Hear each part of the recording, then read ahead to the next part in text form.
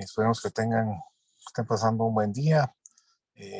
Nuevamente les damos la bienvenida por parte de Integra Cancer Institute a un nuevo webinar educativo para ustedes, para darles información sobre los diferentes tipos de cáncer.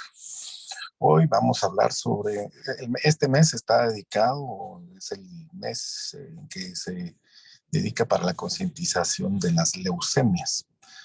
Entonces hoy vamos a hablar sobre las leucemias. Las leucemias, pues, como les explicará nuestra invitada y nuestra presentadora hoy, pues es un tumor de la sangre y se trata muy diferente a los tumores sólidos como los conocemos todos los demás. No es de lo más común en los adultos, es probablemente el más común en los niños, pero el manejo es muy específico. Así que hoy contamos con el honor de tener a nuestra hematóloga oncóloga de Integra Cancer Institute, a la doctora Judith Pineda, quien es médico cirujano de la Universidad San Carlos de Guatemala. Posteriormente hizo residencia de medicina interna en el Hospital Roosevelt. Finalmente hizo sus estudios de hemato-oncología en la Universidad de Guadalajara, en el Hospital Civil de Guadalajara. Así que, doctora Pineda, bienvenida. Y por favor, si tienen preguntas, nos las pueden enviar al botón del chat o al de Q&A o de preguntas y respuestas. Y al final de la presentación, pues vamos a abordarlas. Doctora Pineda, por favor, bienvenida y muchas gracias. Muchas gracias, buenas noches. Déjame ver si puedo, no puedo poner mi video. Ahí está, ya pude. Hola, ¿cómo están? Mucho gusto. Bienvenidos a todos a este webinar.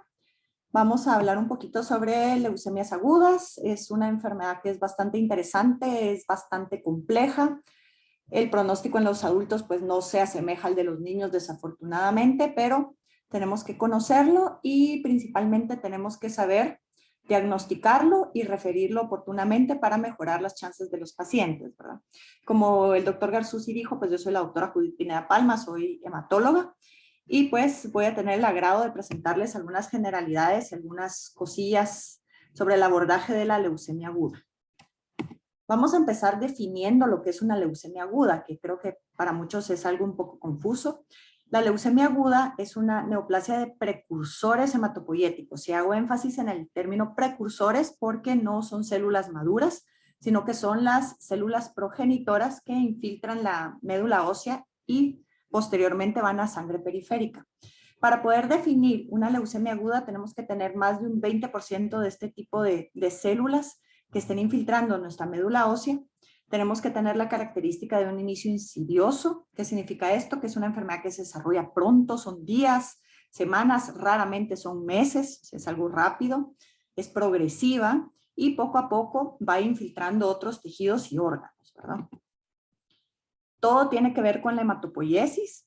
Como estamos hablando de una neoplasia de progenitores hematopoyéticos, pues tenemos que estas enfermedades se desarrollan desde la célula pluripotencial hematopoyética, que ya está comprometida a cierto linaje. No es como otras neoplasias mieloproliferativas, entre las cuales están las mieloproliferativas crónicas, que su enfermedad está en la célula troncal hematopoyética, sino que estas ya están en las precursoras que están como comprometidas con linaje. Como podemos ver aquí en esta diapositiva, pues si ya está comprometida el linaje mielocítico, vamos a tener una leucemia mielocítica, o en el caso de los precursores linfocíticos, pues una linfocítica. Y son las que se llaman leucemia mieloblástica o leucemia linfoblástica.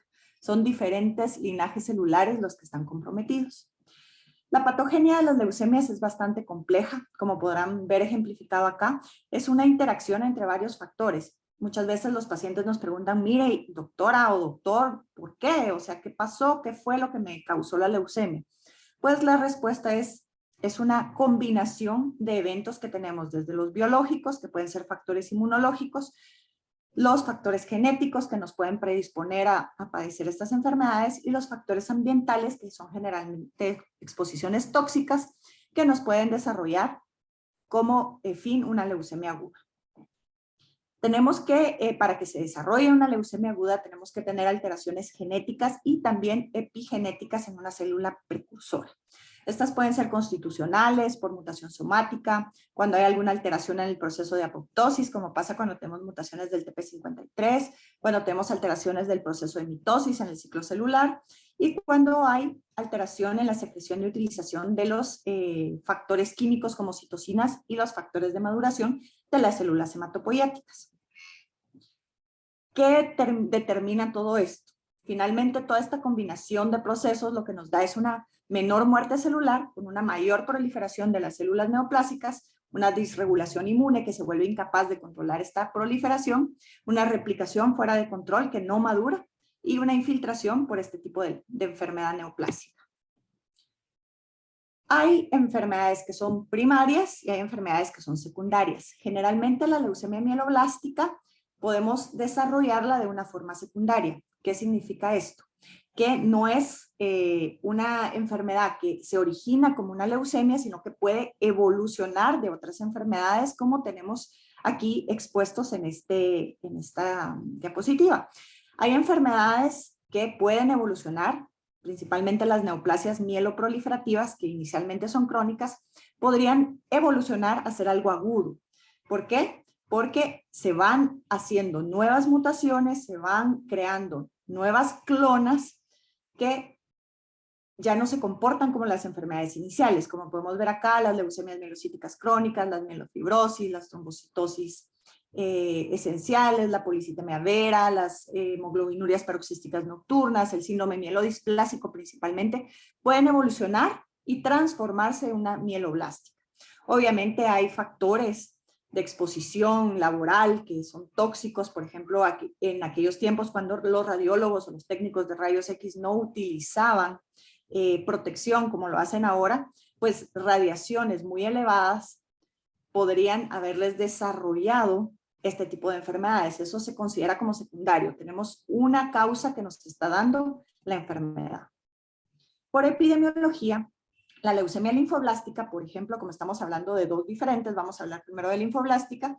La linfoblástica tiene una incidencia de 1.7 por cada 100,000 habitantes en todas las edades. Aquí no estamos dividiendo niños adultos, es el cáncer más común en niños, pero la incidencia es muy parecida. Sin embargo, los adultos sabemos que tienen otros cánceres que son un poco más prevalentes. Tiene una distribución bimodal, 60% de los casos tienen una incidencia antes de los 20 años y hay un segundo pico del 40% que pasa entre los 45 y los 50 años de edad.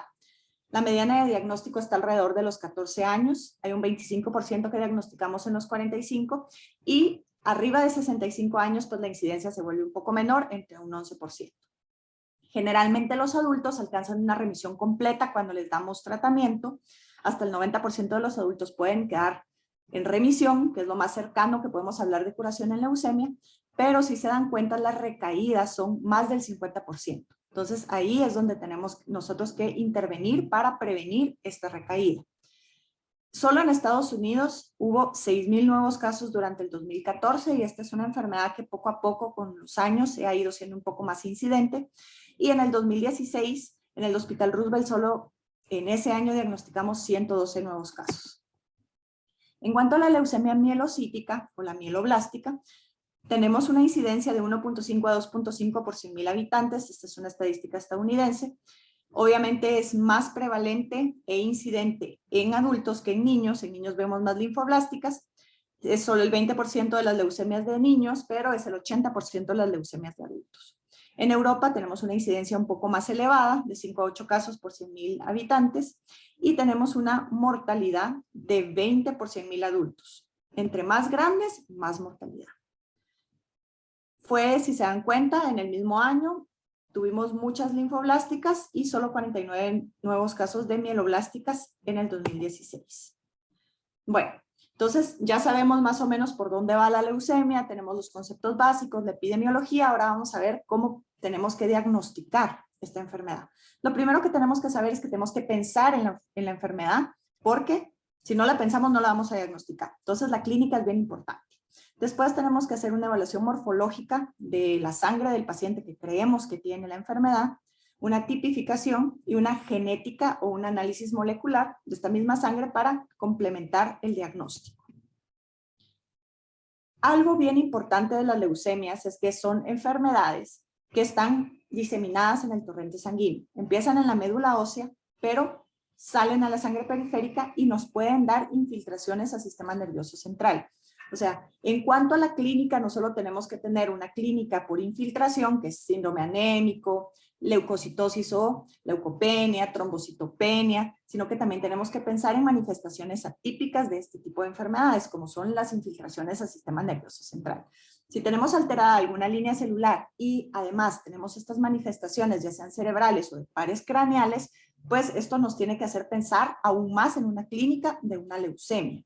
Entonces, ¿qué nos puede dar a nivel cerebral? Pues cefalea, alteraciones, dificultad para caminar, náuseas, vómitos, alteraciones sensitivas, hasta convulsiones. Y cuando tenemos involucro de pares craneales, pues que es lo más clásico realmente en la clínica del sistema nervioso central, podemos tener diplopías, podemos tener pérdidas auditivas o visuales, parestesias, disfagia o parálisis de los nervios faciales muy específicas. En cuanto a la médula espinal, que también puede estar involucrada, pues reflejos, dolores, la disfunción de los esfínteres, pérdidas sensitivas o motoras que están localizadas a un nivel medular, también nos tienen que alertar sobre esto. En los pacientes con leucemia linfocítica crónica, leucemia linfocítica aguda, hasta el 7% más o menos pueden tener infiltración, más que todo en los adultos y más que todo en aquellos que tienen una leucemia de células T. Cuando nosotros en el tratamiento, como vamos a ver más adelante, que es en fases, no hacemos profilaxis sistema nervioso central, las recurrencias de la enfermedad pueden ocurrir a este nivel. Tenemos una médula limpia, pero una recaída en sistema nervioso central. Cuando hay un paciente con un diagnóstico de leucemia mieloblástica, la infiltración sistema nervioso central es más rara que con las linfoblásticas. Sin embargo, cuando tenemos monocitos, o sea, tenemos una leucemia mielomonocítica o una monoblástica o una monocítica aguda, que como vamos a ver son la M4, M5 de la FAB, esto nos da un mayor riesgo de infiltración del sistema nervioso central. Y otra cosa importante, cuando tenemos más de 40.000 blancos al diagnóstico, porque entre más cantidad de blastos, más posibilidad hay de que estos colonicen las membranas, que pasen la barrera hematoencefálica y colonicen las membranas meníngeas.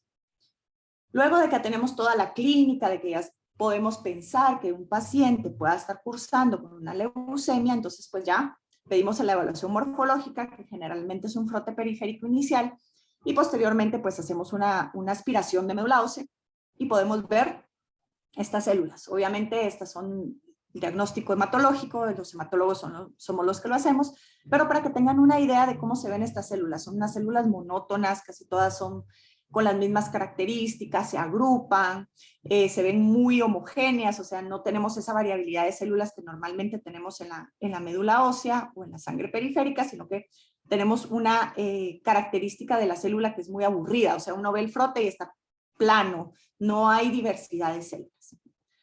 Después que ya vemos esto, entonces decimos, bueno, lo más probable es que va a ser una leucemia, entonces tenemos que tipificar la leucemia.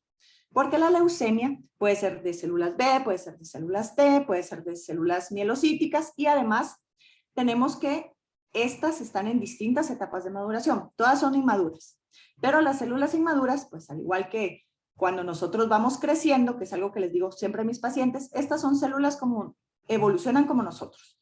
Somos bebés, luego lactantes, luego infantes, luego niños, luego preadolescentes, igual son estas células.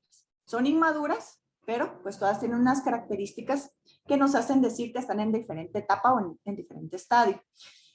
Esta es la clasificación de Hill que se utiliza para clasificar las leucemias, principalmente en linfocíticas B, linfocíticas T y mielocíticas. ¿Por qué? Porque aparte del pronóstico, pues el tratamiento suele ser un poco diferente. Si se dan cuenta, nosotros vemos con puntos los marcadores que tienen las células. Estos son marcadores proteicos que tienen las células ya sea en el citoplasma o en la membrana. Y nos van diciendo si tenemos más de un linaje que de otro, pues la clasificación. Y si tenemos combinaciones, podemos estar hablando de leucemias bilinaje, bifenotípicas o de linaje ambiguo, cuando tenemos combinaciones que no podemos definir si es de una estirpe de otra o si es mezclada o ambigua. Para hablar de leucemia linfoblástica, entonces tenemos que ver células precursoras, células T, y tenemos en las linfoblásticas las células maduras, que es el famoso Burkitt, que si está solo en médula ósea y no tenemos tanto involucro ganglionar, estamos hablando de una leucemia tipo 3 o una leucemia que podría ser Burkitt, ¿de acuerdo? Si vemos esta tabla de clasificación, pues no es para que se la aprendan ni para que sepan, es para que ustedes vean cómo es que nosotros nos vamos enfocando en clasificar estas enfermedades. Entre más inmaduras están, tienen menos expresión de ciertos antígenos que van ganando conforme se van madurando hasta llegar a una célula B madura que ya nos expresa kappa y lambda, que son cadenas ligeras de inmunoglobulinas, porque si ustedes se recuerdan, las B van a pasar a ser plasmáticas, entonces van a tener que expresar inmunoglobulinas, y las del fenotipo T, de la misma forma, empiezan a generar nuevos anticuerpos hasta que ya tienen el receptor de la célula T, que es una célula más madura, que ya puede llegar a presentar antígeno. En cuanto a la leucemia mieloblástica, aquí tenemos otra clasificación, si ustedes se recuerdan, M1, M2, M3, M4, M5, M6, M7, que tienen distintas características. Si se recuerdan, la serie mielocítica, pues nos da todas las otras células que no son linfocitos.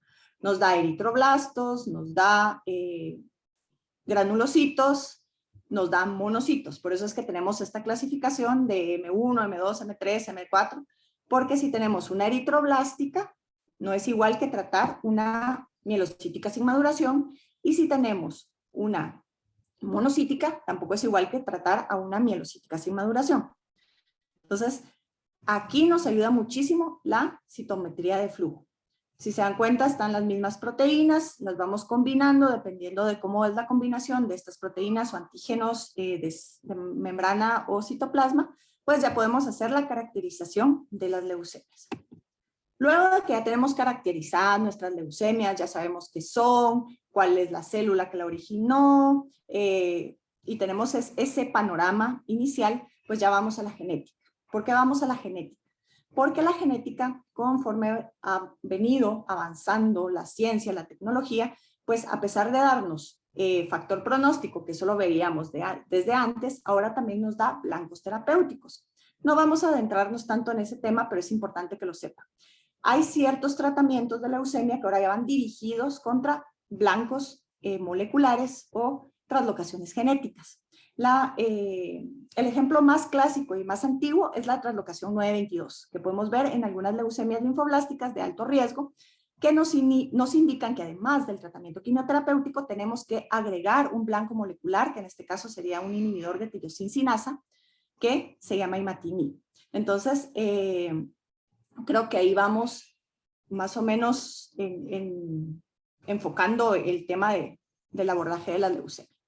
Entonces, la genética, súper importante. La citogenética fue la primera que nos habló de pronóstico. Si se dan cuenta, esta es una tabla que ejemplifica perfectamente bien cómo es que algunas translocaciones nos dan ciertos genes que son con cierta frecuencia en adultos y en niños, y eso es lo que ha dirigido las investigaciones de las nuevas moléculas que son dirigidas. La citogenética pues también nos da pronóstico. Tenemos algunas alteraciones que son de buen pronóstico, algunas alteraciones que son de mal pronóstico, y esto también nos dicta si tenemos que trasplantar al paciente en la primera remisión o si podemos dejarlo en vigilancia después de una consolidación en el caso de las leucemias mielocíticas agudas. Si se dan cuenta aquí, tenemos favorable, intermedio, desfavorable. Los favorables generalmente los dejamos en vigilancia, los intermedios y los desfavorables, lo ideal sería mandarlos a trasplante para disminuir el riesgo que tenemos de las recaídas. En cuanto a la LLA, igual que con la LMA, tenemos ciertos factores pronósticos que nos dicen cómo va a responder el paciente, si va a haber o no va a haber recaída, y si tenemos que también mandarlos a trasplante. Si se dan cuenta, aquí también tenemos algunas características clínicas. Si tenemos linfocitosis, para el diagnóstico esto nos va a decir de que el paciente va a responder peor que aquel que tiene linfopenia o un rango normal. Y obviamente la respuesta al tratamiento. Si tenemos persistencia de la enfermedad después de la inducción, independientemente del subtipo de leucemia, esto nos va a hablar de que el paciente le va a ir peor. Aquí en los clínicos de LMA, que también nos hablan de respuesta de tratamiento, cómo le va a ir al paciente, si se dan cuenta, los pacientes mayores tienen un pronóstico más desfavorable, igual si tienen más leucocitosis, en este caso sería monoblastosis o mieloblastosis, les va peor, y si tienen o no tienen enfermedad extramedular. Las leucemias mieloblásticas generalmente pueden infiltrar encías y son más susceptibles de infiltrar tejidos blandos. Entonces podemos tener sarcomas mielocíticos. Entonces, si tenemos presente esta enfermedad extramedular, obviamente el pronóstico de nuestros pacientes va a ser totalmente diferente, va a ser malo independientemente de si tiene o no tiene mutaciones genéticas en el pronóstico. Entonces aquí ya vamos integrando tanto cosas clínicas como cosas de laboratorio. Actualmente, como se ha ido avanzando en la investigación de este tipo de enfermedades, pues ya tenemos factores pronósticos que son moleculares que también pues, nos pueden ayudar a dar tratamientos dirigidos, ¿verdad? Como se dan cuenta, pues aquí hay ciertas mutaciones de ciertos genes que nos hablan de un buen pronóstico, de un pronóstico intermedio o de un mal pronóstico. Entonces, toda esta información la tenemos que nosotros como englobar y hacer el traslado a nuestros pacientes de la mejor forma posible. La mejor forma posible es explicarles sin confundirlos y sin quitarles la esperanza, se podría decir, sino que es ser sinceros, hablar con la ciencia que tenemos y poderles explicar las opciones que tenemos. Si se dan cuenta, aquí en la última columna están sobre la terapia recomendada. Estamos hablando de leucemia mieloblástica. Si el paciente tiene buen pronóstico, podemos solo observar. Hacemos terapia de consolidación, el paciente se queda observándose. Pero si ya tenemos un riesgo intermedio, un riesgo alto, lo ideal sería trasplantar. Vamos a tener a un paciente complicado. Entonces vamos a tener que verle, no solo hacerle el diagnóstico y hablarle solo el tema de su leucemia, sino que tenemos que considerar otras cosas con estos pacientes. Estados funcionales, tenemos que ver lo del tema pronóstico para ver cómo nos va a ir, o sea, todo lo de la enfermedad extramedular, todos los marcadores bioquímicos, para ver primero que el paciente no nos está haciendo lisis tumoral, que es una causa importante de muerte en aquellos pacientes iniciales antes del tratamiento y en los primeros días del tratamiento. Entonces tenemos que estar vigilando creatinina, ácido úrico, deshidrogenasa, electrolitos. Tenemos que buscar enfermedad extramedular porque eso nos va a hablar de un peor pronóstico, y si dejamos la enfermedad extramedular, aunque tratemos la medular, no nos va a servir de mucho porque la recaída va a estar. Y obviamente tenemos que considerar el estado funcional de los pacientes porque no todos los pacientes se tratan igual. Ahora estamos hablando de terapias personalizadas para cada paciente. Entonces tenemos que ver su estado funcional, tenemos que ver importantísimos serologías virales que tienen que estar negativas a la hora de que nosotros decidamos empezar un tratamiento. ¿Por qué? Porque si tenemos una enfermedad viral crónica como hepatitis B, como hepatitis C, y nosotros empezamos una quimioterapia que va a barrer la médula o mieloablativa, no se nos va a morir de la leucemia, pero sí de la enfermedad viral. Tenemos que ver cómo está su función cardíaca, cómo está su función renal, su función hepática, para calcular y adecuar los medicamentos quimioterapéuticos de la mejor forma posible. Entonces, esto es todo globalizado. Y ya que tenemos la mayor información que podemos para tratar a nuestros pacientes, pues ya empezamos a platicar sobre tratamiento. Importantísimo, linfoblásticas antes de la quimioterapia es sumamente provechoso para el paciente utilizar una prefase esteroidea. ¿Por qué? Porque hace que los linfoblastos entren en apoptosis y tengamos menor posibilidad de hacer al paciente entrar en lisis tumoral. Además, sensibiliza las células al tratamiento con quimioterapia. Esto es linfoblástica. Mieloblástica, esteroide, no sirve. Generalmente el tratamiento de las leucemias lo dividimos en fases. Es algo diferente de lo que hacemos en los cánceres sólidos, porque ahí hablamos de ciclos. En leucemias linfoblásticas hablamos de fases. Entonces tenemos una prefase, que es en la linfoblástica damos esteroide, donde nosotros ponemos al paciente en las mejores condiciones, lo preparamos para que no tenga lisis tumoral, le damos su hidratación, vemos que esté orinando adecuadamente, vemos que corazón, que hígado, que riñones, todo esté funcionando bien, y empezamos la fase de inducción. La fase de inducción es la fase más difícil de las leucemias. ¿Por qué? Porque es la fase en la que hacemos la apoptosis de todas estas células neoplásicas y obviamente necesitamos vigilar un montón de alteraciones bioquímicas que nos puedan estar dando, y es en la fase que más infecciones nos presentan nuestros pacientes. ¿Por qué? Porque matamos todo lo bueno y todo lo malo. Se va todas las células de la estirpe neoplásica, pero también todas las de la estirpe hematopoyética normal. Entonces, la fase de inducción, como lo dice su nombre, es la fase de inducción a la remisión. Eliminamos la mayor cantidad de células a nivel medular que se pueda. Entonces, los pacientes quedan totalmente aplaciados. Luego viene la fase de profilaxis al sistema nervioso central, que esta aplica más en el tema de las linfoblásticas que en las mielocíticas, porque los mieloblastos generalmente no penetran la barrera hematoencefálica, pero los linfoblastos sí. Y en las mieloblásticas, pues, si se recuerdan, hablamos de monocitos y monoblastos. Si tenemos una monocítica o una monoblástica, tenemos que dar profilaxis al sistema nervioso central. ¿Cómo hacemos esta profilaxis? Pues hacemos quimioterapia intratecal con o sin radioterapia cráneo-espinal. Luego de que ya hacemos la profilaxis al sistema nervioso central, ojo que cuando hacemos profilaxis al sistema nervioso central no tenemos que descuidar la médula ósea porque si no nos va a recaer el paciente, entonces siempre tenemos un tratamiento, si bien no es intensivo como la primera fase, tenemos un tratamiento en los pacientes a nivel medular para que no nos haga una recaída. Después de esto pasamos a la consolidación. Como su nombre lo indica, la consolidación o intensificación, dependiendo de cómo el esquema que leamos es consolidación o intensificación, esto hacemos una consolidación de la remisión o una intensificación de la remisión. ¿Qué significa esto? Que es otra fase de tratamiento quimioterapéutico intensa, que es un poco menos complicada porque tenemos la médula un poco más sana, ya matamos la mayor cantidad de células neoplásicas, pero es intensa, es terminar de eliminar las células neoplásicas restantes.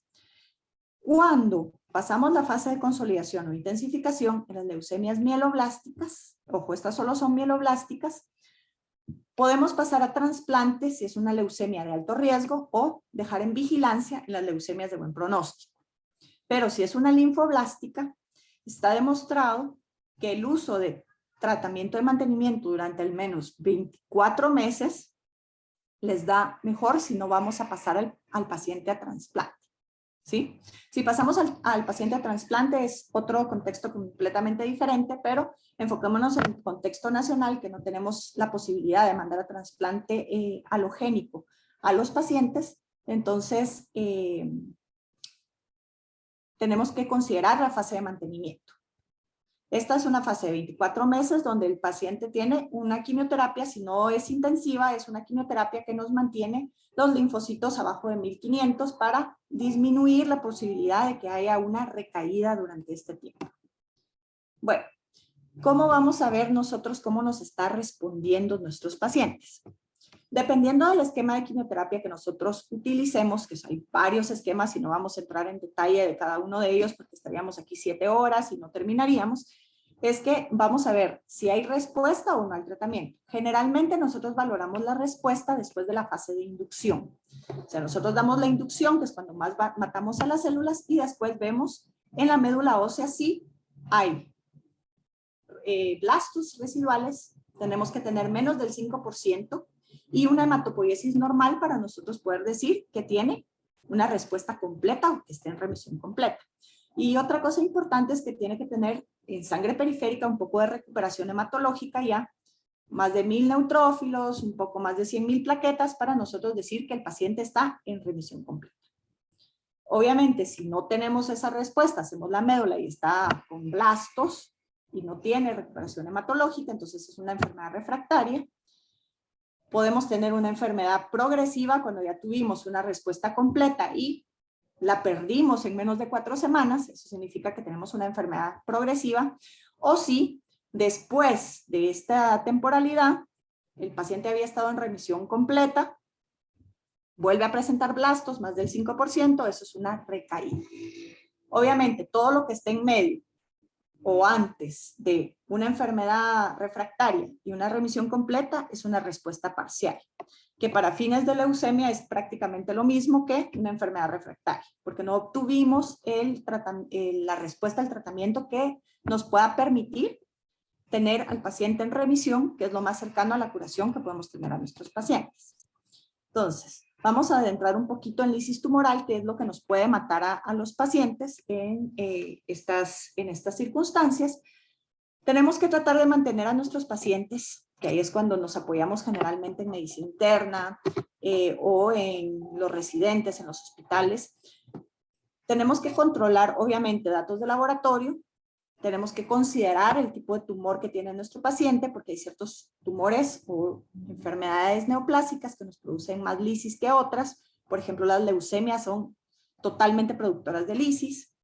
Tenemos que ver las características clínicas de nuestros pacientes que nos pueden decir que va a tener lisis tumoral, como es tener hiperleucocitosis, que tenga una LDH inicial muy elevada, arriba de 1000, que tengamos un compromiso masivo de médula ósea, como pasa en las leucemias agudas, y otras cosas que ya nos digan que el paciente es delicado para este tipo de enfermedad. Por ejemplo, que el paciente ya haya tenido hiperuricemia, o que el paciente tenga ya un compromiso renal previo, o que el paciente tenga una lesión obstructiva a nivel uretral o ureteral, por un conglomerado ganglionar, por ejemplo, o que aquel paciente no orine mucho, que sea un paciente que está o deshidratado, o que tenga una orina ácida con un pH menos de 6. ¿Por qué? Porque esto nos va a precipitar cristales de uratos y nos va a hacer una falla renal asociada a lisis tumoral.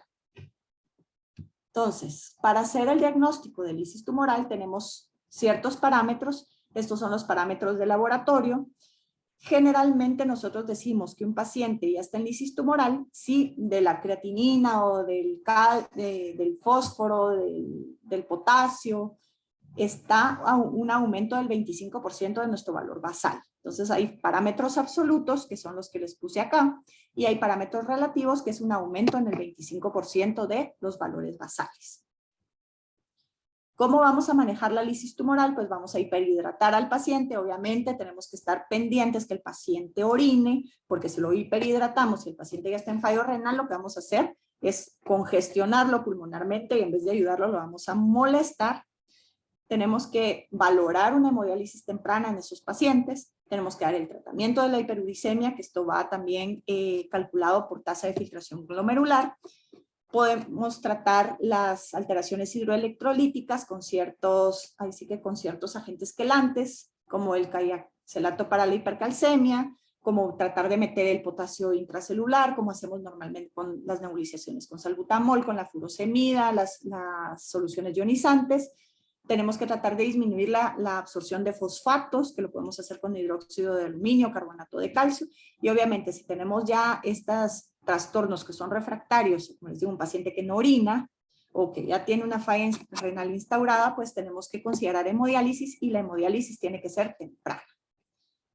Hay ciertas leucemias que tienen características especiales. A mí me encanta hablar de leucemia promielocítica, que es la LMAM3, que tiene un gen de fusión del receptor de ácido transretinoico con el gen PML, porque es una leucemia complicada. Es la leucemia que se cura, les digo a todos, porque es cierto, pero se nos puede morir el paciente en las primeras 24 o 48 horas. ¿Por qué? Porque estos pacientes hacen coagulopatía. Es una leucemia especial. Generalmente tenemos un blanco terapéutico en esta, que es el gen del receptor del ácido retinoico, por lo que usamos ácido transretinoico para su tratamiento. Es uno de las primeras leucemias en las cuales empezamos a tratar así. Entonces hay que estar bien pendiente de este tipo de leucemia, porque como le digo, esta leucemia mielocítica o promielocítica aguda, o M3, el 75 al 90% de los pacientes hacen coagulopatía. coagulación intravascular diseminada. ¿Y de qué se nos mueren? De hemorragias. Entonces tenemos que estar bien pendientes de los valores de plaquetas y de los valores de fibrinógeno. Cuando nosotros tenemos una trombocitopenia menos de 10.000 y un recuento de blastos arriba de 10.000, la regla de los 10.000 del grupo español, es casi seguro que el paciente se nos puede morir por coagulopatía. Entonces, hay ciertos factores que nos hablan de recaída de los pacientes. Los pacientes nos pueden recaer cuando estamos hablando de leucemia promielocítica todavía, porque es una leucemia especial. Cuando tenemos recuentos plaquetarios bajos, recuentos leucocitarios altos, la supervivencia libre de progresión a 5 años, como se dan cuenta, cambia. Desde el 70%, que es algo bueno para las leucemias, porque en los adultos una supervivencia libre de progresión a 5 años del 70%, en otras leucemias que no son promielocíticas, es casi que un sueño. Entonces, en estas leucemias, como fines pronósticos, nosotros tomamos estos recuentos. Si se dan cuenta, tenemos un riesgo bajo, tenemos más de 50.000 plaquetas, tenemos menos de 100.000 blancos, una supervivencia libre de enfermedad a 100 años, o sea, un paciente en remisión completa en 5 años del 100%. Pero si vamos teniendo alteraciones en plaquetas, en leucocitos, pues tenemos ese riesgo de recaída, pues que tenemos que explicarle a los pacientes, porque estos pacientes son los únicos pacientes de la leucemia mieloblástica que reciben mantenimiento. ¿Sí?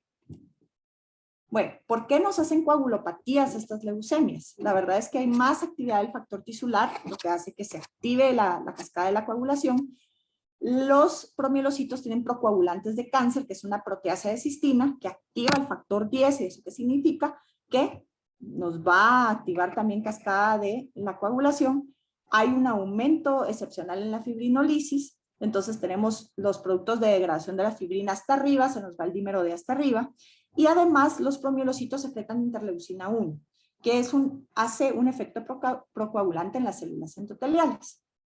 Cuando nosotros tenemos un paciente con una leucemia promielocítica, entonces tenemos que fijarnos en coagulopatía. Plaquetas tenemos que mantenerlas entre 30 y 50.000 para que no nos haga una coagulopatía, y el fibrinógeno arriba de 150. Eso nos tiene que quedar. Y además, como es una leucemia que tiene un blanco terapéutico, que es el gen del ácido transretinoico, entonces tenemos que iniciarle ATRA, que es el ácido transretinoico.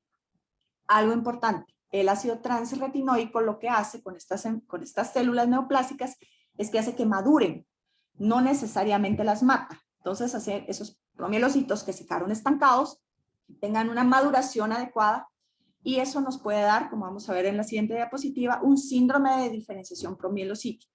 Entonces tenemos que estar pendientes de que no nos haga este síndrome de diferenciación, porque esto es la segunda cosa que nos puede matar a estos pacientes.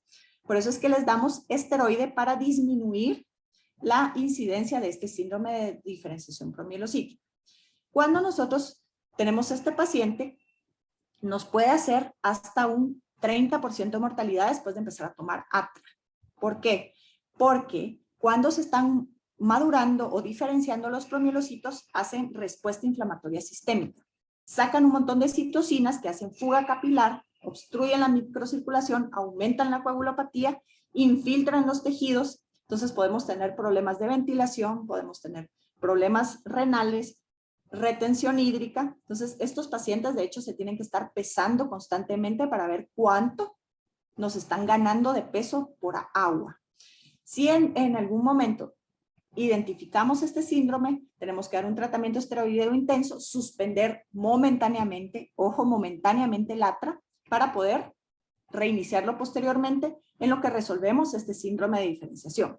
Por eso es bien importante cuando vayamos a empezar el ATRA que tenemos que empezarle el esteroide, porque a veces por algún olvido, algún descuido, equivocación humana, se empieza el ATRA, no se empieza el esteroide y estos pacientes se nos complican con este síndrome.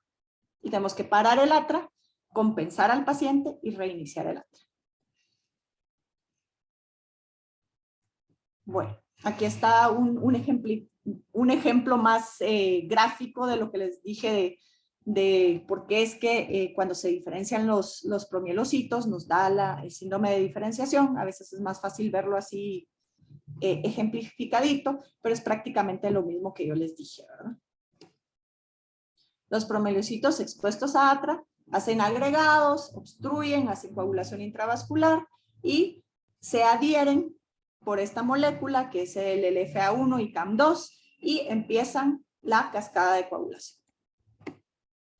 Bueno, generalmente este síndrome está en más riesgo entre el segundo día de que nosotros empezamos el atra hasta mes y medio aproximadamente. Entonces tenemos que estar vigilando a los pacientes porque no nos hagan fiebre por la respuesta inflamatoria sistémica, la nasarca que les decía que es por la retención hídrica, insuficiencia respiratoria, infiltrados pulmonares, insuficiencia hepática o renal por infiltración de los promielocitos a los órganos.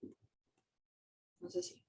El diagnóstico diferencial es bien importante porque a veces cuando tenemos estos pacientes que son leucemias, que están inmunosupresos, lo primero que pensamos es sepsis. Pero cuando estamos con un paciente que tiene un ácido transretinoico oral tomado en estas leucemias, tenemos que pensar en el síndrome de diferenciación promielocítica. ¿Cómo hacemos el tratamiento? Suspendemos el atra, damos esteroides generalmente, damos medidas de soporte. Es muy raro que hagamos leucoféresis, pero en casos muy severos se puede hacer una leucoféresis. Y pues, leucemias es un tema extensísimo. Ahí sí que traté de darles como las perlitas en el tiempo que teníamos, porque si no se me van a aburrir todos. Entonces, vamos a parar ahí, dirían. Y pues, yo estoy abierta a preguntas, comentarios, si quieren ahondar en algún otro temita por ahí. Pero yo creo que abarcamos lo más que se podía en estos 50 minutos. Muchísimas gracias, Judith. La verdad que sí, es un tema muy, muy extenso. No digamos solo la clasificación, ¿verdad? Tal vez una de las preguntas que tenemos todos un poquito es, tal vez mejor explicarlo un poquito de en qué consiste el trasplante y qué falta para que en Guatemala se pueda tener. Segundos, que no sé qué hice. Y... ¿Ustedes sí me ven y me escuchan? Sí. Sí, es que yo no sé, perdí la pantalla. Pero si ustedes me ven y me escuchan, no importa. Entonces, estábamos, ¿qué es el trasplante? Perdón, es que estaba viendo que no se me miraba nada. Sí, ¿en qué consiste el trasplante y qué es lo que hace falta para que en nuestro país podamos pues, llevar a cabo un programa de estos? Trasplante. Bueno, el trasplante de progenitores hematopoyéticos es, primero que todo, un procedimiento que puede darse de uno mismo, que es el trasplante autólogo, y el halogénico, que es el de un donante que sea histocompatible, o sea, que tenga el HLA compatible con el nuestro para que nuestro cuerpo lo acepte y no haya problema de rechazo o de enfermedad de injerto contra hospedero. Eso es la primera diferenciación. Estos trasplantes tienen indicaciones diferentes. Como estamos hablando de leucemia, en leucemia no hay indicación de trasplante autólogo. Todos los trasplantes son halogénicos. Entonces, tenemos que tener un donante histocompatible para poder utilizarlo en nuestros pacientes. Este donante histocompatible puede ser de bancos, o sea, puede ser de banco de cordones, por ejemplo, o puede ser de donador vivo. Tiene que tener un rango de células que va por kilo de peso para que el trasplante sea efectivo, para que no tengamos una falla del injerto. Esa es otra cosa importante. Y otra cosa importante es que tenemos que tener al paciente en las mejores condiciones. Tiene que tener evaluaciones cardiológicas, nutricionales, pulmonares, infecciosas, odontológicas, psiquiátricas, previo de pasar a trasplante, porque es un procedimiento que es bastante intensivo. El fin del trasplante es barrer completamente la médula ósea, o sea, mucho más que la quimioterapia convencional, y rescatar al paciente con las células de alguien más. Generalmente son como 100 días para que se haga el injerto y eso significa que vamos a tener un paciente totalmente vulnerable. Esto nos habla de nuestras limitaciones acá en Guatemala. ¿Por qué? Porque tenemos que tener un área que sea totalmente controlada, ahí sí que totalmente controlada, con flujo laminar, con presiones negativas, con personal capacitado, para primero manejar estos pacientes. Segundo, tenemos que ser muy cautelosos con la cuantificación de las células CD34, que son las que nosotros trasplantamos, para asegurarnos que sea el injerto. Tenemos que tener la accesibilidad de las pruebas de histocompatibilidad, que ahorita pues no se hacen acá todas, se tienen que mandar al extranjero, y pues todo esto son tiempos, ¿verdad? Entonces, para que haya trasplante en Guatemala tal vez no falte mucho, tenemos que empezar haciendo los más sencillos, que son los autólogos, porque pues, no he visto que nadie rechace su propia médula ósea. Entonces, empezar a crear un poco de experiencia, empezar a monitorizar los temas infecciosos, los temas de la calidad que tengamos que ofrecer a los pacientes en los hospitales, para que estos pacientes sobrevivan, porque de por sí la mortalidad del trasplante ronda el 30%. No queremos agregarle más mortalidad teniendo poca experiencia. Entonces, generalmente los centros de trasplante empiezan haciendo trasplantes autólogos, y conforme se van limando los aspectos que empiezan chuecos en todos los programas, pues ya se van haciendo trasplantes halogénicos, se va teniendo pues todo lo que se necesita en banco de sangre, en laboratorio, personal capacitado con citometría, con enfermería, el equipo multidisciplinario que necesitan, que como les digo va desde odontólogos, psiquiatras, cardiólogos, gastroenterólogos, y alergólogos, dermatólogos, porque hacen enfermedades injerto-contra-hospedero. Necesitamos tener cómo monitorizar los inmunosupresores que se quedan después del trasplante, porque tienen que estar en rangos terapéuticos para que el paciente pueda tener pues una mejor respuesta, ¿verdad? Entonces, pues la verdad es que si estamos un poquito en pañales, vamos a empezar pasito a pasito, primero los autólogos, y pues posteriormente ya tendríamos que ver de pasar a halogénicos, pero sí vamos como unos 30 años atrasados. Sí, se ve que no es nada sencillo y pues sí necesita demasiada, no solo infraestructura, sino tratamientos, pues métodos diagnósticos completos y el Sí, o sea, personal. para allá vamos, definitivamente. Pero pues sí, tenemos que ir pasito a pasito, porque a veces dicen, no, pero si ya están capacitados, ¿por qué no lo hacen? Porque es que no es tan sencillo, o sea, la verdad es que es una vida. Entonces hay que estar 100% seguros de lo que se hace y empezar pues como se ha empezado en todo el mundo, ¿verdad? Que es empezar por autólogos, que es un poco más sencillo, se podría decir, hacer todos los controles de calidad, etcétera, etcétera, y pues posteriormente ya los halogénicos y más los halogénicos de médula, ¿verdad? Para las leucemias. Sí. Tenemos una pregunta aquí, Judith, te la leo. En caso se obtengan criterios correspondientes a la enfermedad refractaria, ¿existe otra vía para ofrecer tratamiento? Sí, generalmente las enfermedades refractarias, bueno, si estuviéramos en un país que tuviera estudios clínicos de leucemia, estos pacientes son los candidatos perfectos para pasar a un ensayo clínico. En el caso real nuestro, lo que hacemos es darle tratamiento de segunda línea. Generalmente los tratamientos de segunda línea son tratamientos que son más intensivos y dependiendo de la enfermedad, por eso es que es tan importante lo genético, podemos darles blancos terapéuticos. Un ejemplo así aleatorio, si tenemos un paciente que tiene una LMA y que nos hace una mutación, o tenemos sabido que tiene una mutación del gen que se llama FLT3, entonces le damos tratamiento de primera línea, que es el convencional 7+3, si es un paciente joven, o azacitidina con venetoclax, si es un paciente de años. Si nos hace fallo, entonces podemos combinar un tratamiento intensivo diferente con este paciente que tenga una mutación del FLT3 con midostaurina, por ejemplo. Entonces, para tratar de hacerlo entrar en remisión. Y obviamente un paciente refractario, hacemos eso y tenemos que buscar a toda costa la posibilidad de que el paciente se vaya a trasplantar. Porque la posibilidad de que este paciente que haya sido refractario, que nos respondió a tratamiento de segunda línea, si no lo trasplantamos, su recaída sea más del 50%. Entonces, pero sí se pueden hacer otras cosas. Obviamente, si el paciente no se puede trasplantar, entonces ahí nos empezamos a poner ingeniosos En los países de tercer mundo, hemos ideado hasta terapias de mantenimiento para tratar de que estos pacientes se mantengan más tiempo con la enfermedad controlada, ¿verdad? Pero sí, obviamente, si hay una enfermedad refractaria es más difícil, el pronóstico es más luminoso, pero no significa que no podamos hacer nada.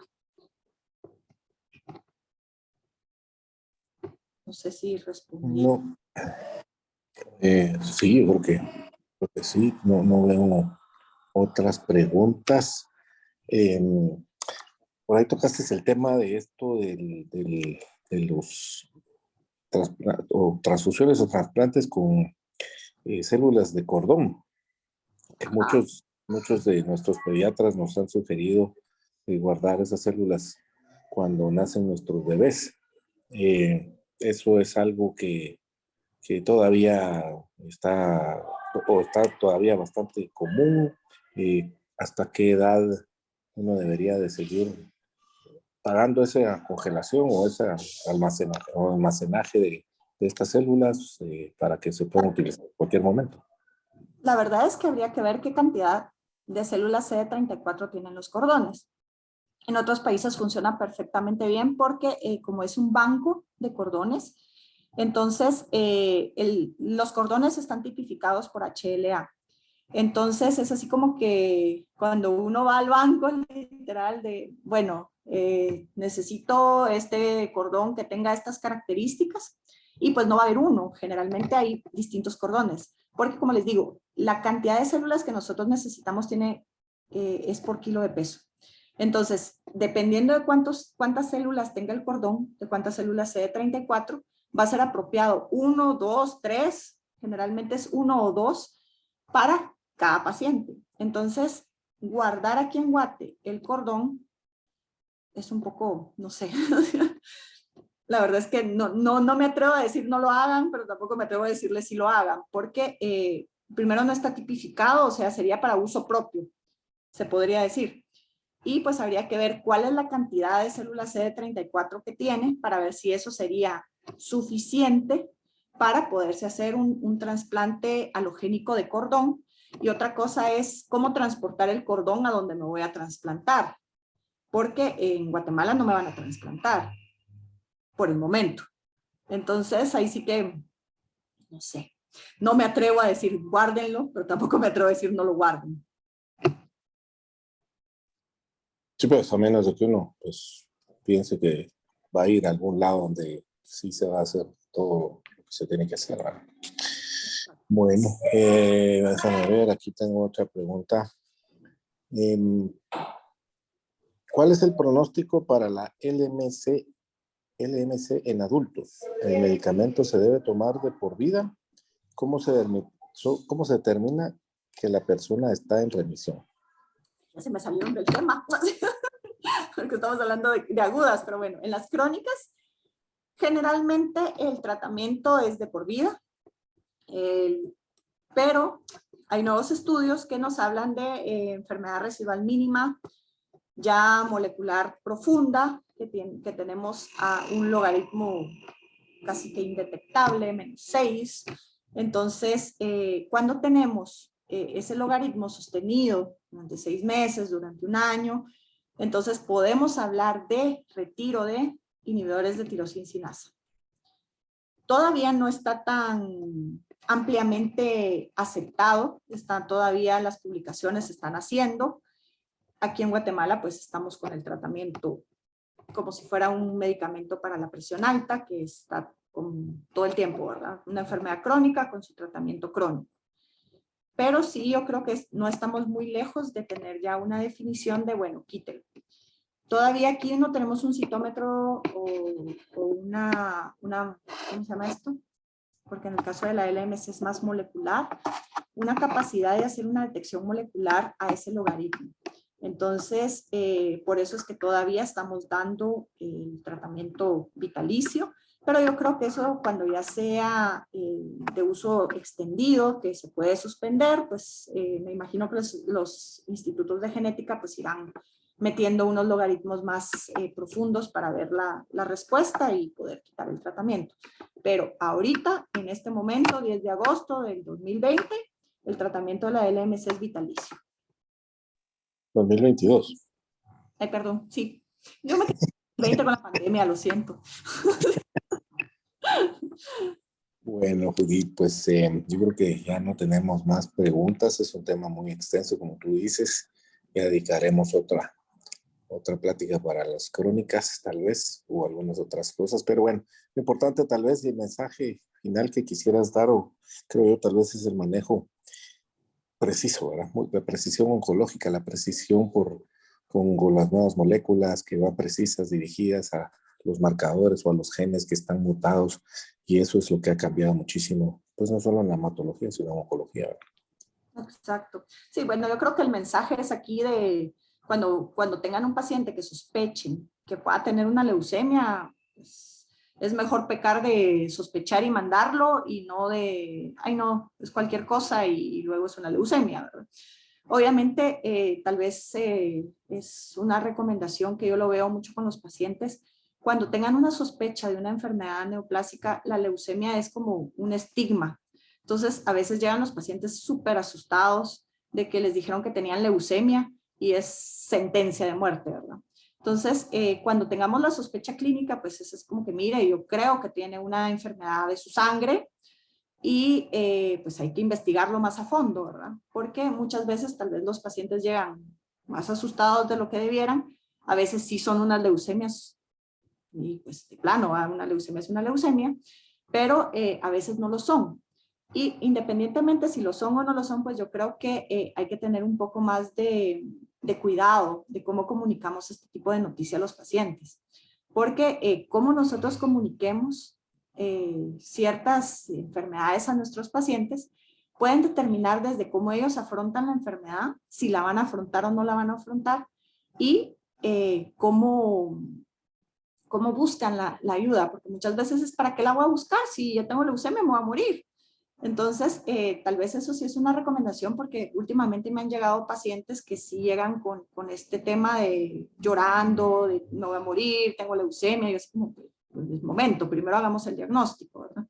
Entonces, esa sí es una recomendación que pues, o sea, yo como persona a mí no me gustaría que me lo dijeran así, ¿verdad? Entonces, tal vez tener un poquito más de delicadeza sería para comunicar un trastorno hematológico de, mire, tiene algo en su sangre, ¿verdad? Vamos a ver qué es. Y si ya pues les están diciendo en el frote que tienen blastos y que ustedes saben 100% que es una leucemia, pues una forma menos traumática de que el paciente sepa que tiene una enfermedad hematológica neoplásica, ¿verdad? Porque sí es un tema duro y el tema psicológico que trae es complicado. Entonces, pues eso sería la única recomendación y como final de la presentación que me gustaría que les quedara.